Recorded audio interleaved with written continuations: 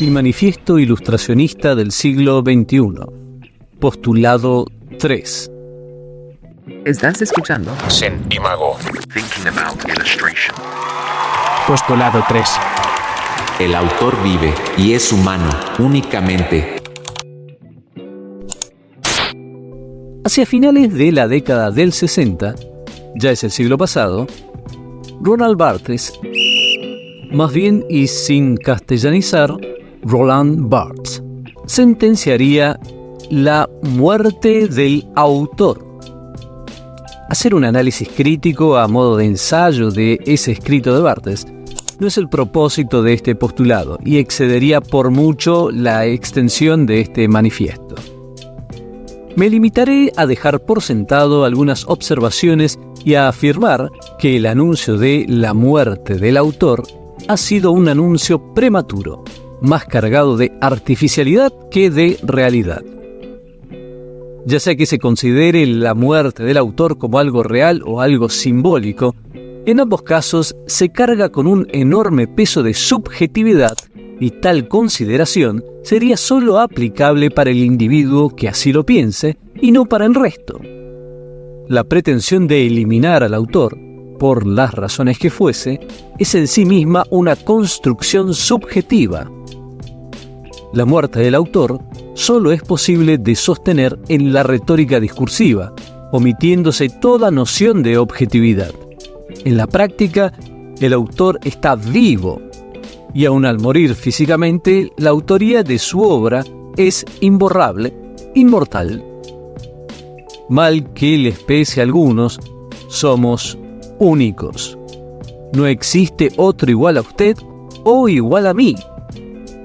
Por más que se insista en que nosotros y nuestras obras son el producto de la cultura general y de infinitas cosas provenientes del pasado general histórico y que se entrecruzan, lo objetivamente cierto y empíricamente demostrable es que podrán existir parecidos a nosotros, pero no iguales.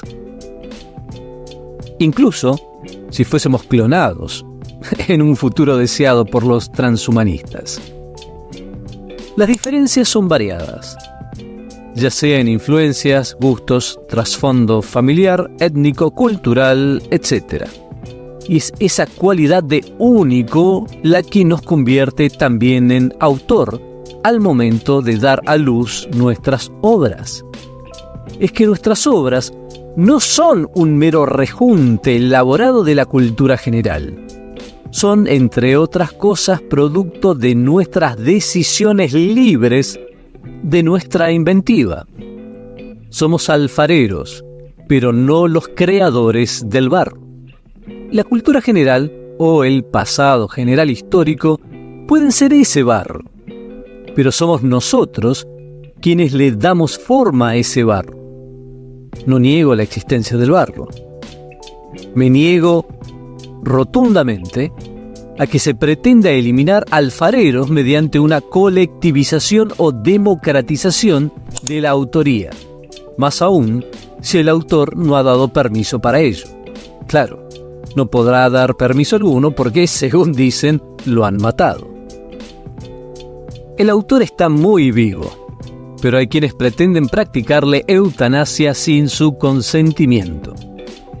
Admitir la muerte del autor es también admitir la muerte de los derechos del autor y, aunque se considere el autor un tirano, cosa en extremo discutible, la muerte del autor significa dejar un vacío donde estaba antes el autor, vacío que será llenado por una tiranía aún peor que la supuesta tiranía del autor, dado que quien llene ese vacío es un usurpador. El autor es autor en tanto es el creador o inventor de la obra, como así también poseedor de la cualidad de único e irrepetible antes mencionada. Todas condiciones solo propias del ser humano. Lo artificial, lo virtual, lo mecánico, solo puede imitar, aparentar, disfrazar sin llegar a generar jamás autoría real y sin llegar a ser jamás autor.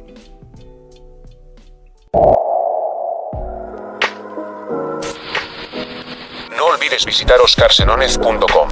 Vamos a aprender el siguiente principio que vengo acuñando ya desde muchos años atrás. Dibujar no es ilustrar, e ilustrar no es dibujar. Ilustrar es iluminar. Como diría el diccionario, dar luz al entendimiento.